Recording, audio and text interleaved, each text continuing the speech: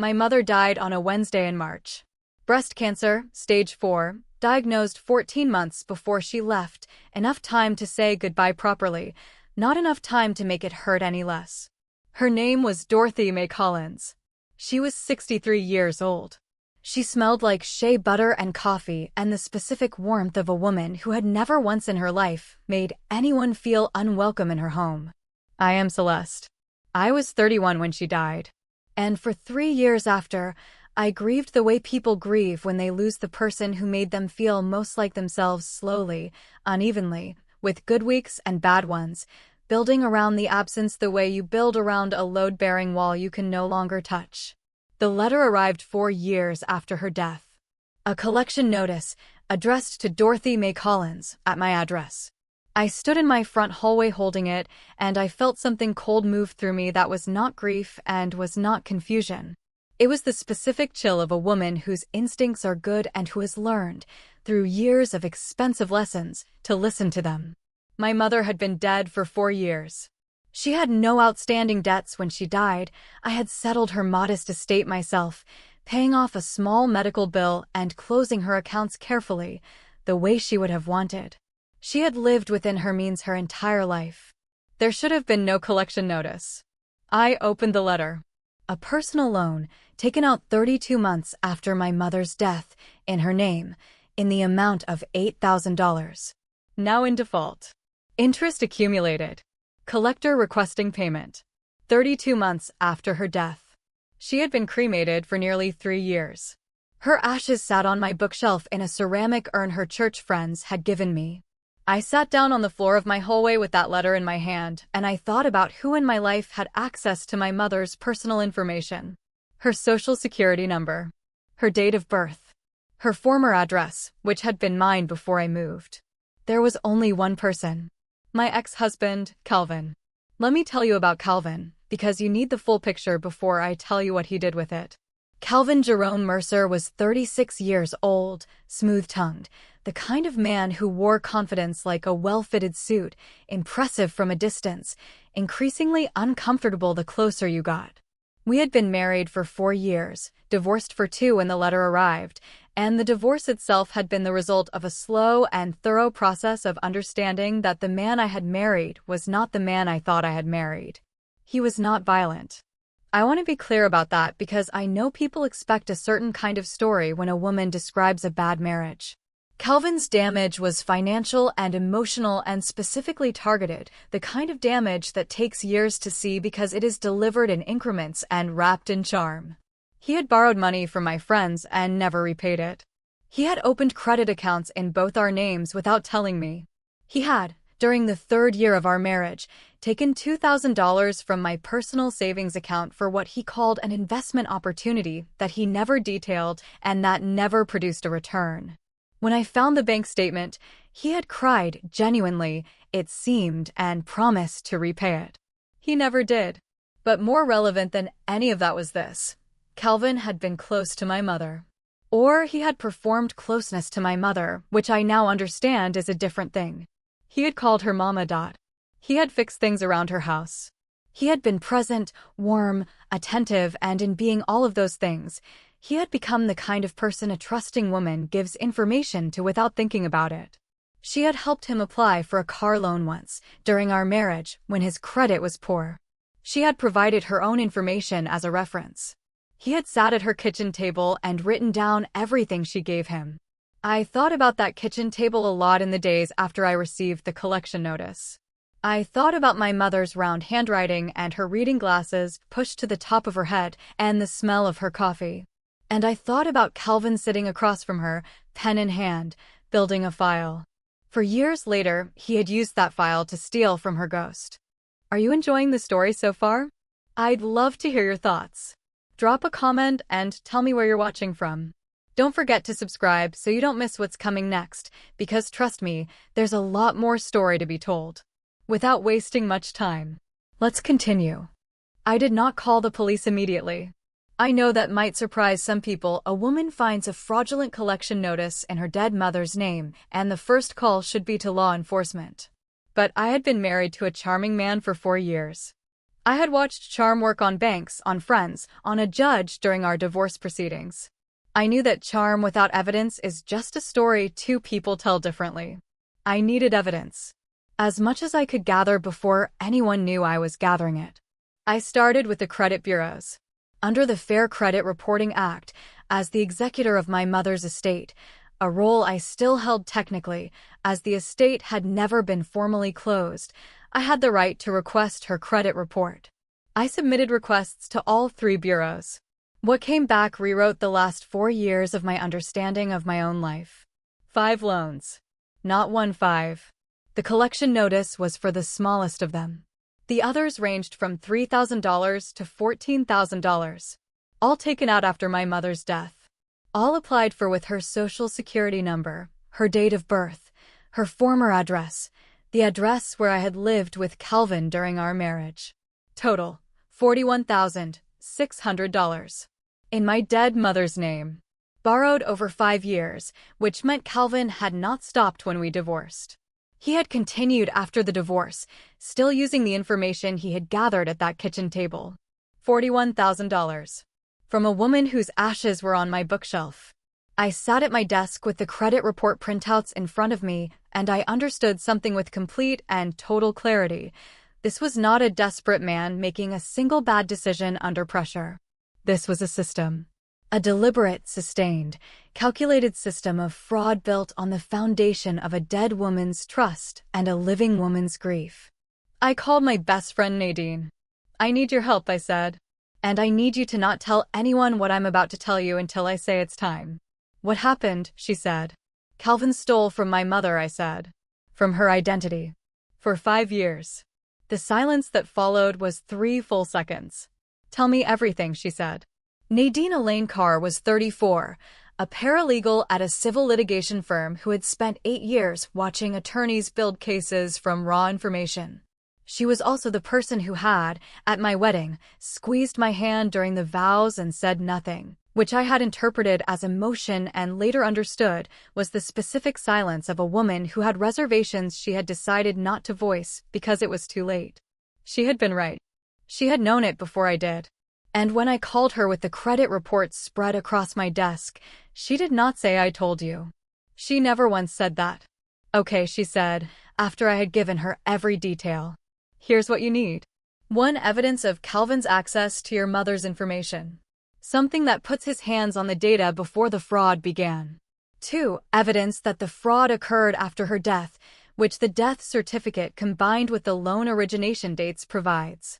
3. Any documentation of the application process that contains his identifying information, IP addresses, phone numbers, email addresses he used. The lenders will have some of this. How do I get the lenders to release that information?" "You request it as executor of the estate," she said. "In writing. Certified mail. You are the legal representative of the person they defrauded. They are required to cooperate with identity theft investigations." "Is this an identity theft investigation?" "It will be," she said. "When you hand everything to the Federal Trade Commission and the State Attorney General's office, which is what you're going to do after we build the file." She paused. "Celeste. This is federal. Identity fraud on a deceased person using multiple financial institutions across multiple years.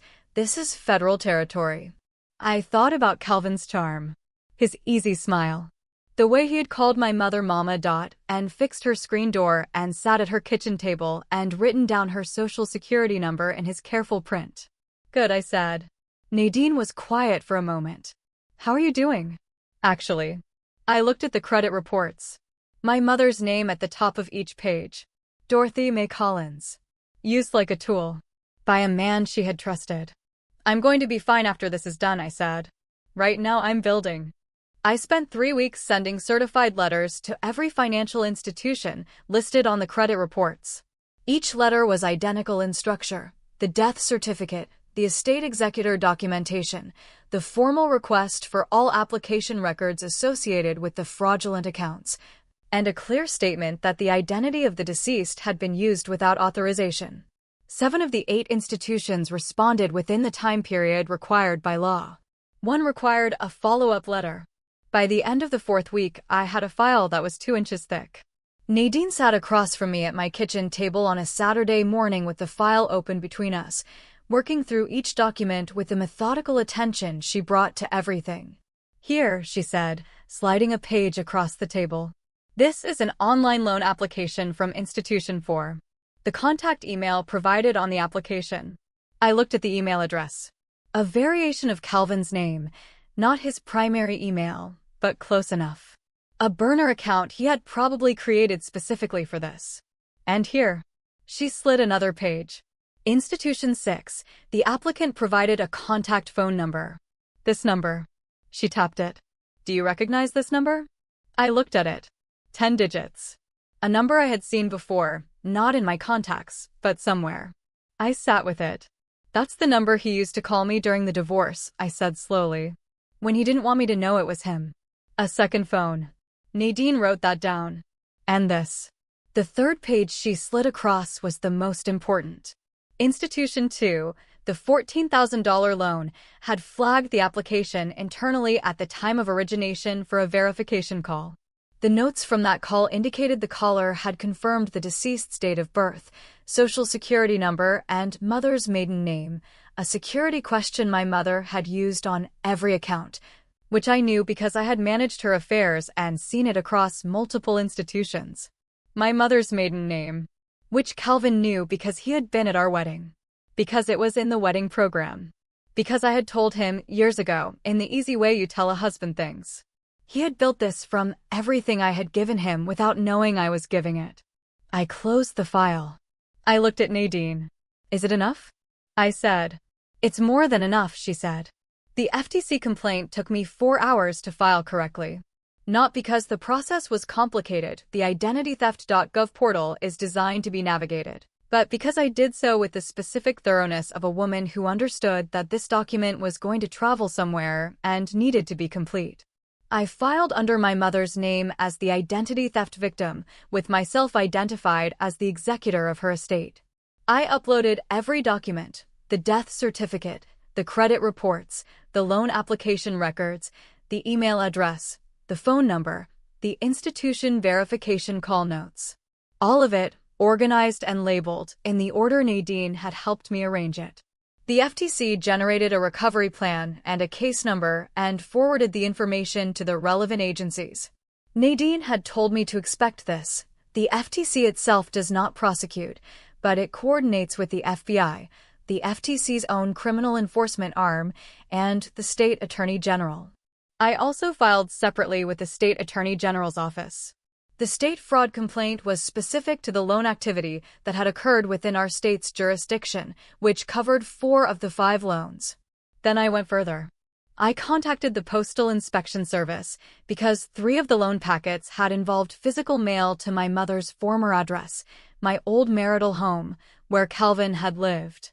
Mail fraud in connection with financial fraud added a federal dimension that Nadine had specifically mentioned as worth including. And then, the piece Nadine had identified as potentially the most important, I wrote a detailed, chronological narrative. Not a complaint form, not a checklist. A narrative. Starting with the kitchen table. The car loan application during our marriage. The information my mother had voluntarily provided, the way it had been recorded, the way it had been kept and then deployed after her death, after our divorce, systematically over 5 years. I printed it, signed it, and included it in certified mail packages sent to 3 separate agencies. Then I called my mother's sister, my Aunt Vera. "Vera," I said, "I need to tell you something about Dorothy." Vera was quiet while I told her. When I finished, she said one thing. "Baby, whatever you need from me, I am there." Vera Louise Collins Washington was 66, my mother's older sister by 3 years. A retired school administrator with the specific bearing of a woman who had spent 32 years ensuring large institutions ran correctly and had never once been outmaneuvered by paperwork. She had also, as it turned out, received a collection notice of her own. 2 months before mine arrived. She had assumed it was a mistake and had called the collection agency, told them Dorothy was deceased, and been told the matter would be investigated. She had heard nothing since. When I told her what I had found, 5 loans, $41,000, Calvin, she was quiet for a long time. The kind of quiet that is not absence of feeling, but the presence of too much of it being managed at once. He sat at her table, Vera said finally. He ate her food. Yes, I said. She liked him, Vera said. She told me she thought he was good for you. That he seemed solid. I did not say anything. I have the collection notice, Vera said. I kept it. I keep everything. I need it, I said. It adds to the timeline. It shows the fraud was still active after his usual contact with me had ended, which demonstrates it wasn't incidental. I'll bring it tomorrow, she said. And Celeste, she paused. What is going to happen to him? I don't know the exact charge yet, I said. But identity theft of a deceased person combined with multiple counts of wire fraud and mail fraud across 5 years and multiple financial institutions, federal sentencing guidelines are not gentle. Another long pause. Your mother, Vera said slowly, worked for 37 years. She never took a sick day she didn't need. She saved every dollar she could. She did not have much, but she had her name, and she kept it clean her whole life. Her voice shifted, not breaking, sharpening. Her name deserved better than what he did with it. Yes, I said. It did. Then finish this, Vera said. I finished it. I did not know exactly when it would happen. Federal investigations do not send you a calendar invite. Nadine had told me to expect a period of weeks to months depending on caseload and jurisdiction, and I had settled in for the wait with the particular patience of a woman who has already done everything she can do and is now waiting for the world to catch up. It happened on a Tuesday morning, 11 weeks after I submitted the final package of documents. I know it was a Tuesday because I was working from home. I managed the billing department for a medical practice, a job that required me to be at my desk by 8. I was on my second cup of coffee and my first conference call when my phone buzzed with a text from a number I did not recognize. This is Special Agent Denise Ware, FBI Financial Crimes Division. I am attempting to reach Celeste Collins regarding a fraud investigation. Please call at your earliest convenience. I excused myself from the call. I went to the bathroom and stood at the sink and looked at myself in the mirror for 30 seconds. Then I called the number. Special Agent Ware was professional, measured, and specific. She confirmed the investigation. She confirmed that the documentation I had submitted had been sufficient to open a federal case. She told me that she was not at liberty to share operational details, but that she was calling to inform me that the investigation was active and progressing. And then she said, I want to let you know that as of this morning, we have executed a search warrant at the subject's residence and place of employment. The subject? Calvin. I sat down on the edge of the bathtub. They knocked on his door this morning? I said. I'm not able to confirm specific operational details, she said. What I can confirm is that the investigation is active and that your documentation was instrumental in establishing the timeline and scope of the fraud. I thanked her. I ended the call. I sat on the edge of the bathtub for a long time. Then I called Aunt Vera. They knocked on his door this morning, I said. Vera was quiet for one beat. Then, Dorothy would have said, do not gloat. So I won't. But I will say, she paused, justice is a beautiful thing. The federal process moved the way federal processes move, carefully, without rushing, with the specific methodical pace of institutions that understand that precision matters more than speed when prosecution is the goal. Calvin was indicted on 7 counts. I learned this from Special Agent Ware, who called me 6 months after the initial knock to inform me of the indictment and to let me know that as a witness and the estate's representative, I might be called to testify. 7 counts. 5 counts of identity theft of a deceased person, 1 count of wire fraud, 1 count of mail fraud. Each identity theft count carried a statutory maximum of 2 years. The wire fraud and mail fraud charges each carried up to 20 years under federal law. I did not celebrate when I heard the counts. I want to be honest about that. What I felt was something more complicated, the specific combination of resolution and grief that comes when justice is happening for someone who is not alive to witness it. My mother was not here. She would never know that what Calvin had done had been named and pursued and charged. She would never sit across from Vera at a kitchen table and hear me say it is done. What she had was her name. And for 5 years, her name had been used as a financial instrument by a man who had eaten her food and called her Mama. And sat at her table. The name had a wrong thing done to it. The wrong thing was being addressed. Nadine came over the evening I received the call about the indictment. She brought food, the specific offering of a woman who understands that difficult news, even good difficult news, lands better when someone is beside you. We sat at my kitchen table, the same table where I had spread the credit reports, the same table where Nadine had worked through the lender documents, and we ate, and we did not talk about Calvin for the first hour. Then Nadine said, "How are you?" I thought about it honestly. "Sad," I said. "And clean." Both at the same time. "That makes sense," she said. I looked at the bookshelf where my mother's urn sat. Dorothy May Collins. In her ceramic urn. Her name now being said in federal court. "She deserved better," I said. "She got it," Nadine said. "Because of you." Here is what the legal outcome was, stated plainly, because I think plainness is what this story deserves at its ending. Calvin Jerome Mercer pleaded guilty to 3 of the 7 counts, 2 counts of identity theft of a deceased person and 1 count of wire fraud. Under the plea agreement, he was sentenced to 31 months in federal prison and ordered to pay restitution of $41,600, the full amount of the fraudulent loans, to the estate of Dorothy May Collins. The restitution goes to the estate, which means it comes to me as executor. I did not take it for myself.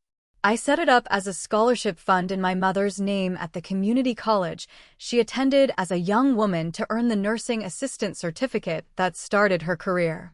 3 scholarships per year for students in healthcare programs in the name of Dorothy May Collins. She spent her life helping people. The money stolen from her name now does the same. I want to tell you something about the morning the sentence was handed down because I think it matters. Aunt Vera and I sat in the public gallery of the federal courtroom. Calvin stood before the judge, still clean-cut, still in the well-fitted suit, still carrying the surface of a man who presents well. His attorney stood beside him. The judge read the sentence. The courtroom was very quiet. I looked at Calvin's face when the sentence was read. I want to tell you I felt triumph. But what I actually felt was simpler and more complete than triumph. I felt that my mother's name had been returned to her. Not fully, nothing fully returns what was taken. But it had been said in a federal courtroom, Dorothy May Collins, and what had been done to it had been named as a crime and addressed as one. That was enough. It was more than enough. I am Celeste. My mother was Dorothy May Collins. She was a woman who made everyone feel welcome in her home, who worked 37 years without complaint, who kept her name clean her whole life. For 5 years, someone borrowed her name without permission. I took it back. That is the whole story. Moral: a name is the first thing a person owns and the last thing that should be taken. Honor the dead by protecting what they left behind, and never mistake your silence for kindness when justice is what is owed. The end. If you made it to the end of this story, thank you for watching. I hope it stayed with you and gave you something to think about. If you enjoyed it, don't forget to subscribe and be part of the journey. There's so much more story still to come.